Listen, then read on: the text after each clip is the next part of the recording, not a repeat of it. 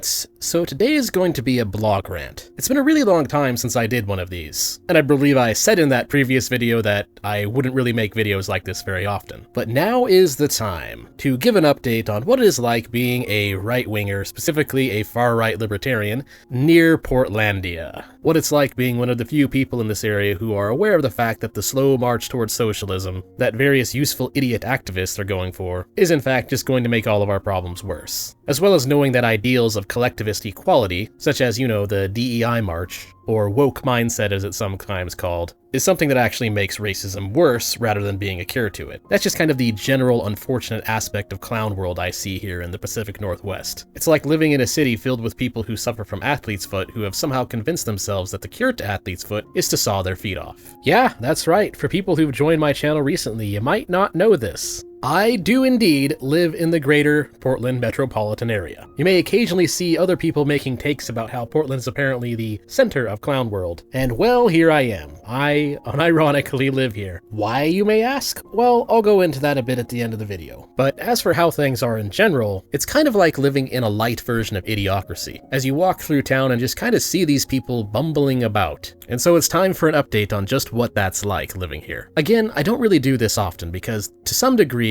I don't consider my own personal life to be relevant to my own channel. That might sound a little bit weird, I know. There's a lot of YouTubers out there who kind of make their channel all about themselves, and I try to kind of do exactly the opposite. That might be why I hate the label influencer so much. Even though technically I fall under that label, I just don't like that label at all. I don't try to use my persona to influence people. I just honestly make videos about what I personally see to be wrong with the world. And that's it. I didn't start this channel trying to be E-famous. I honestly just don't care about that at all. And I certainly didn't know I would end up selling shirts as a way to fund the time I put into this. But yep, here I am. And yeah, you can buy those if you want. But anyways, I'm going to break this down into segments in order to kind of make it a little bit more cohesive and understandable. I'll start with what in the Pacific Northwest has gotten better in the last few years. Yeah, that's right. Surprisingly, the city isn't really on fire that often anymore. In fact, and this might shock a few people, things have gotten pretty noticeably better in Portland. At least, of course, when you compare it to the 2016 to 2022 era. Trust me, this is not a high bar. There's still a whole lot of crap going on. It's just that things have generally overall improved since the Antifa marches. Back then, it kind of almost felt like they owned the city, partially due to Ted Wheeler's incompetence, but also just due to general Trump derangement syndrome taking mass hold. Thanks to one too many people here just kind of watching MSNPC and downloading their daily dose of approved opinions, and then just kind of executing the NPC script that they've been given. Not as much as that anymore. Recently, it's been more or less getting replaced by Free Palestine, who fortunately aren't nearly as annoying. I've seen in the news that they have been occasionally blocking streets, and that's BS when they do that. I personally view blocking others in as an aggressive action,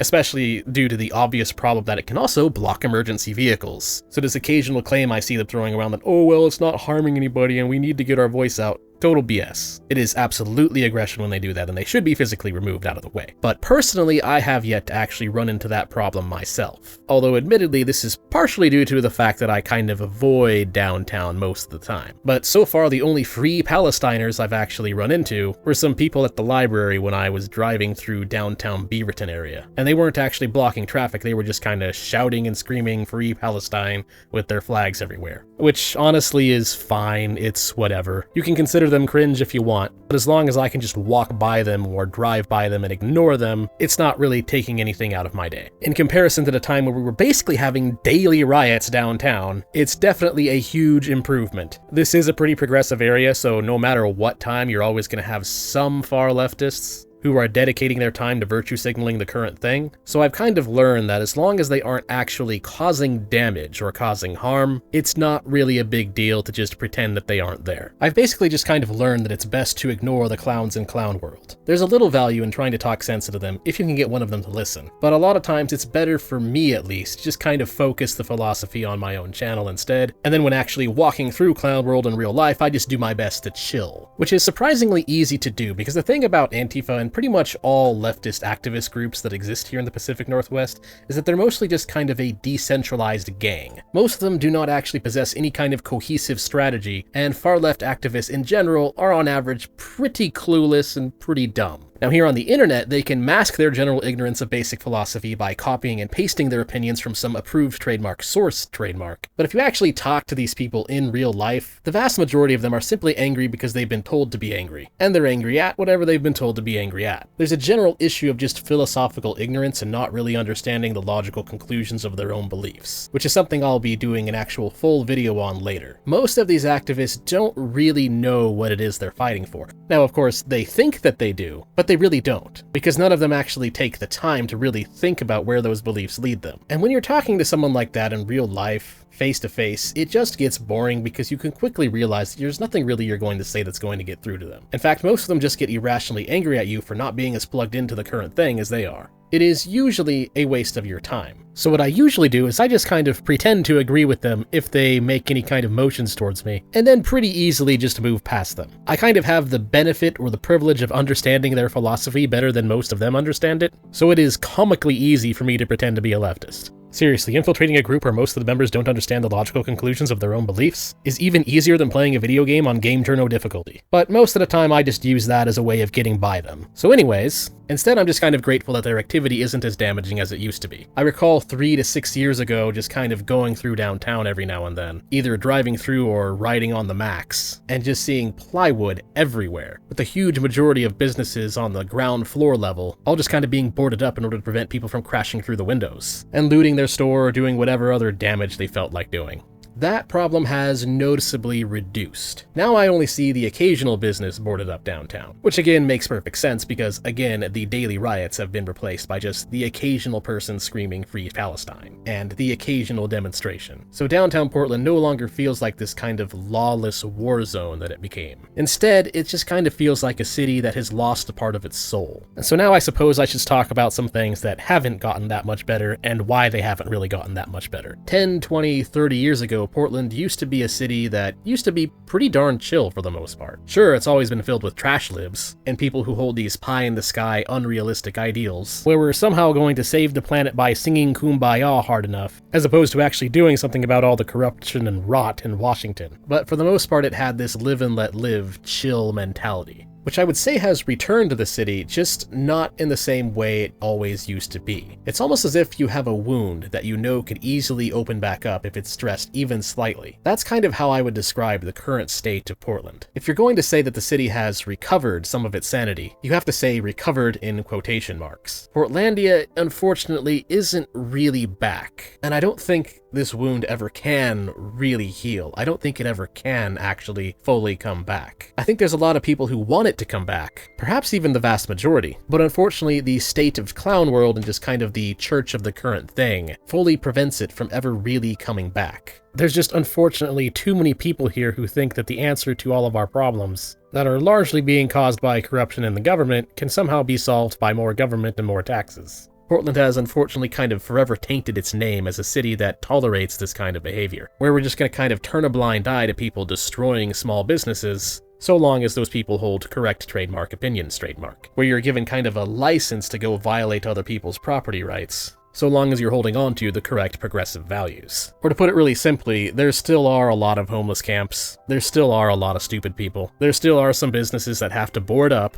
and you still will pretty regularly, if you're walking downtown at least, run into some tweaker who for some reason thinks that it's a fantastic idea to do hard drugs in public. There's this one particular instance I remember that was about a year or two ago, where I was just east of the Willamette River, picking something up just about to head out of the city, and then I just heard a female voice screaming completely incomprehensible words. Just total nonsense. And so I look around to see what the hell's going on, and what I found was there was this early 30s or something Latina with her back flat on the pavement, flailing her arms and legs into the air while making that dopey cackling noise that tweakers tend to make when they've injected just a little bit too much. And so I stepped a little bit closer just to get a look at her to confirm my suspicions, and she didn't even notice me. She was clearly at that moment in time no longer a member of reality. Her conscious experience was definitely no longer of this earth. And it's kinda sad, really. I used to wonder if these people ever understand just how ridiculous they look when they're doing this in public. I mean, was she even thinking about what was going on around her? What if it wasn't me just casually observing her? What if it was instead a thief, or a sexual predator or something? All I did was look at her and shake my head in disappointment and then move on. But things could have easily been much worse for her if it was somebody else. And sadly, these people don't even seem to think about that. It's kind of like a pet dog. They just sort of live in the moment. A perpetual conscious experience of the now with no consideration for the future whatsoever. And in the case of this woman, no consideration for her surroundings. This is actually one case where I've noticed it's kind of gotten worse. There seems to be less Antifa chaos going on, but more homeless people without any real direction in life. As soon as I get anywhere near downtown Portland, it's almost impossible to not notice the tent camps everywhere. It's not like they're all concentrated in just one spot in the city. There's unfortunately just kind of patches of them in various spots everywhere. You have to actually make a concentrated effort to avoid them. And of course, the tweakers abusing fentanyl are pretty much everywhere where you can find them. And this is just part of the wound on Portlandia culture that unfortunately is taking a very long time to heal, if it ever will heal. There's a certain state of demoralization that the people have been through here that is complete and irreversible. Most noticeable in what I would like to call boomer shite-libs.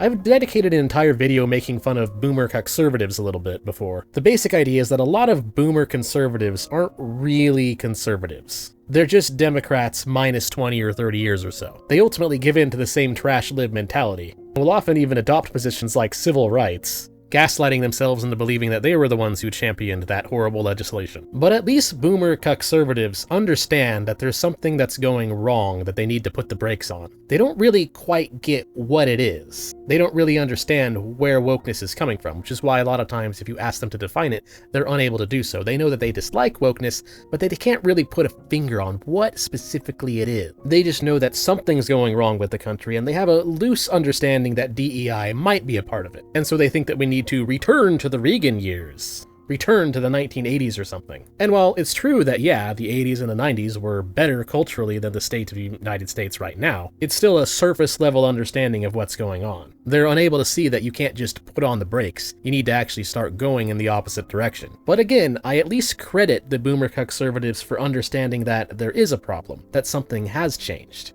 Boomer, shite lib, trash libs, or whatever you want to call them on the other hand, they are completely demoralized and clueless. You might think that the people I find the most annoying and around Portlandia would be the younger crowd, the people who overwhelmingly make up Antifa and other various leftist activist groups that are around here, the ones that make up the Rose City activist mobs. Sure, those people are a problem, and they will be a problem much longer into the future. But I always find that there's an extra bad taste in my mouth whenever I find myself having a conversation with a boomer trash lib. The best way to describe these kinds of people is that they're boomer or Gen X generation, and they have basically no concept of what's going on. In these people's minds, it's basically still the year 1979. They are completely unaware of the cultural changes that have happened since then. Rather than putting on the brakes, they have simply dug their heads into the sand, and their political opinions can be summarized as whatever Anderson Cooper said last night. Their understanding of the world is completely filtered through cable news TV, which they watch as they spend every single penny of excess money they have on beer and vodka and cigarettes. Guns bad because the TV said so. Everything is the fault of corporations because the people on TV said so. Orange Man bad because TV said so. The Libertarian Party and any of their proposed solutions to the problems in the world don't exist because the TV never talks about them. In fact, nothing exists except for what the TV talks about and 1979. That's pretty much the boomer lib mindset. Especially the older ones. It's like they went to Woodstock and they never came back. Then they just kind of rely on MSNBC to tell them about everything that's happened after that. When talking to boomer libs, I've quickly realized that there's really no point in any kind of conversation with them because they don't really think. At least not beyond what they've been told to. They're basically what happens when you keep drinking the current thing Kool-Aid for 50 years or so. You see, the young leftists and the activists, some of them actually have some hope. Occasionally, they might actually stumble upon something like Ayn Rand, or even better, Hans Hermann Hoppe. They start to learn about things like victimhood and freedom of association and free market and whatnot. And so occasionally, some of them, as they grow up and get brighter and more wise, some of them at least are gonna manage to escape the matrix, as it's sometimes said. And sometimes it can just come from a simple realization, like that man who agrees with the establishment thinks he's fighting against the establishment meme. Occasionally, a younger leftist might have a moment of self-reflection and realize, hey, wait a minute, that man is me. They occasionally wake up and realize that they're just getting angry at whatever mainstream thought has told them to get angry at. And if they look further, they'll even start to notice the inherent bias that comes from the cathedral. That a lot of the academic papers in favor of leftist theory that we see coming out of academia these days are in fact very poorly written, have little to no evidence to back up their claims, and are effectively nothing more than an intellectual version of virtue signaling known as prestige seeking, where a journalist or an academic is simply writing whatever they think will earn them brownie points, with all the rest of the clowns in clown world who are too busy patting themselves on the back and sniffing their own farts. Occasionally, the younger lefties realize this, especially when they get a real job and find out what taxation really does. Boomer libs, on the other hand, are the ones that never woke up. They're the ones that were too afraid to ever question what they've been told, and so now they mistake their refusal to ever question anything ever in their life as some kind of wisdom. A boomer lib will unironically regurgitate MSNPC talking points as if it's some kind of profound wisdom that they've gained with age. All I can do when I come across these people is simply stare in awe. I don't argue with them, of course. Oh boy, do I not argue with them. I mean, why would I? What's the point? Even if I could wake them up from a matrix, if anything, it might actually harm them. The shock from realizing that they spent their entire life as a mindless, unquestioning sheep, effectively, would probably be too much for them to bear, and they wouldn't gain anything from it. And so I find it's best to just let them keep dreaming. I've unfortunately learned this somewhat the hard way, as I've attempted to talk to some sense into boomer libs before, and I've unironically been met with arguments from them along the lines of, well, do you think that you're smarter than the guys on CNN? No, really, that's the level of logic that you're dealing with when you're dealing with a boomer lib. They simply assume that everything that they're seeing on TV comes from the expert's trademark. The possibility that it's propaganda never even occurs to them. And so in their minds, you are questioning the experts, which you are only allowed to do if you claim that you are a bigger expert. The other possibility, which is that these journos are being disingenuous, just never even occurs to the boomer lib, which is absolutely insane, because if you ask the boomer lib about this in regards to Fox News, then they get it. Then, of course, they'll be like, oh, Fox News is corporate propaganda. And they just strangely aren't able to realize the same thing is true for every cable TV news outlet. So it's not like they're totally incapable of comprehending the fact that someone on the TV could potentially be lying to them. They've simply picked a side that allows them to pretend like nothing's wrong, and everything will be all hunky-dory if they just keep voting for the Democratic Party. And so that way they'll get more free stuff and the Woodstock Party will never end. Whereas with the younger leftist activists, they usually at least understand that the media is deceptive. Of course, they think that the reason the media is deceptive is because of capitalism, so their understanding of where the problem is coming from is wrong, but at least the younger lefties have a basic understanding that there is a problem there, and that the problem isn't just going to be magically solved by voting Biden, whereas boomer libs are just pretty much living in la-la land. I'm not joking, by the way, there's an entire culture of boomer libs here around the Portland area, where they just kind of act and think like it's still 1979. And any understanding of any problems they have beyond that is completely filtered and curated by mainstream corporate news. Now, fortunately, on the other hand, it's not like everybody living here thinks like this. And so I'll wrap this video up with some white pills about this area, and honestly about the world in general. The further you get from Portland, the problem pretty rapidly starts to go away. I mean, even in Beaverton, you'll start running into some centrists who are anti-woke. You know, people who have roughly the same ideology and outlook as you'd say, I guess, short fat otaku. You know, the kind of people who are still drinking the civil rights liberal Kool-Aid, but understand that something's going on that's very wrong. They realize that the slow march to socialism is happening and that it's making things worse. And so they occasionally have some based and correct opinions, even if they aren't totally on the nose. Especially if you go all the way out to Forest Grove, or in the opposite direction all the way out to Sandy. Wilsonville's pretty good too. It's not like Portlandia is just some crazy area where everybody is an Antifa activist. The far-lefty activists are more or less just an extremely loud, extremely vocal minority. Most of the DNC voters around here, from what I have seen, they're not really any big fan of Antifa or anything. Most DNC voters are, again, either just boomer libs who are completely clueless and cannot be saved, or they're just people who think that voting DNC will get them more free stuff. It's kind of what I went into before in one of my rants on initial hindrance. People see things like rising rent or increased healthcare costs, and so their initial bias, desiring an easy solution that is easy to understand, is, well, just make housing and healthcare free, man. Just make food and drugs and land a human right, man. They of course do not understand that the logical conclusions of desiring these things be free or a human right means that somebody has to be forced to provide them to them, in the context of making them a law that is enforced by state aggression. They honestly just don't even think about it that far. That's pretty much your average DNC voter. They vote that way not so much out of malice, I mean some of them do it out of envy and malice, but most of them vote that way more or less because it's easy for them to understand. They have a problem that is cost related, and then they have a politician promising to make that cost go away if they get votes. The politician is of course a liar and a con man. He will not actually make it free because it is impossible to do so. That's just not how the economy works. In other words, Portlandia doesn't actually have that big of an Antifa progressive problem, but rather it has more of just a clueless sheep useful idiot problem. A lot of these people aren't actually insane, they're just horrifyingly misinformed. But anyways, the further you get from Multnomah County, you actually will find people whose heads are at least somewhat screwed on properly. Another white pill, as I've found, is a lot more people now kind of are aware that equity in practice is just a form of collectivist racism. Collective outcome-based equality cannot really exist without contradicting individual merit-based equality. Collectivist equity in practice is nothing more than collective guilt, which no sane person wants anything to do with. And I've noticed more people are also becoming more aware of that this kind of thinking in its logical conclusions is ultimately just anti-white and to some degree anti-Asian racism. Collective equality always results in blaming the people who are more successful. That's what wokeness really does in the end. It is just hate and envy directed at people who are deemed to be members of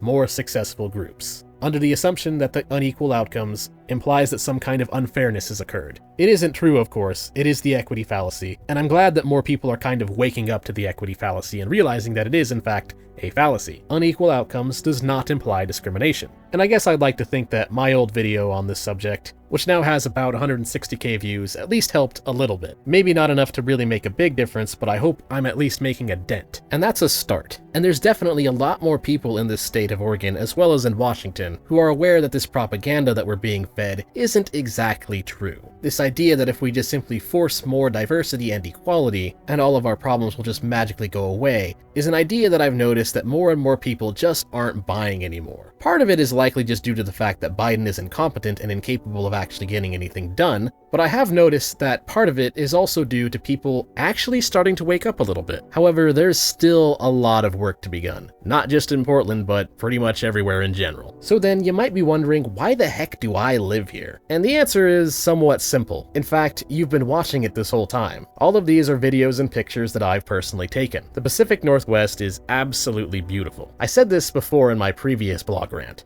I love the climate here, and I much prefer the rain to the sun. In terms of places to hike and just enjoy the outdoors, there's very few places as good as this. Most people on this planet prefer the sun. I don't really care for sunny days. I'd like to tell you guys that I'm here on some kind of sacred mission to wake up all the normies. But I'm not. I'd be totally lying to you if I said that, so I'm not going to say that. I'm not going to pull that grift. The reason I'm here is entirely selfish. I just like the climate. And so I'll end this blog rant on that. Thanks for watching. If you enjoyed the video, feel free to like, subscribe. If you really liked it and want to support my content, you can either tip me on Ko-Fi or join my Subscribe Star, or you can even buy some cool merch from me. That is all for now. Till next time.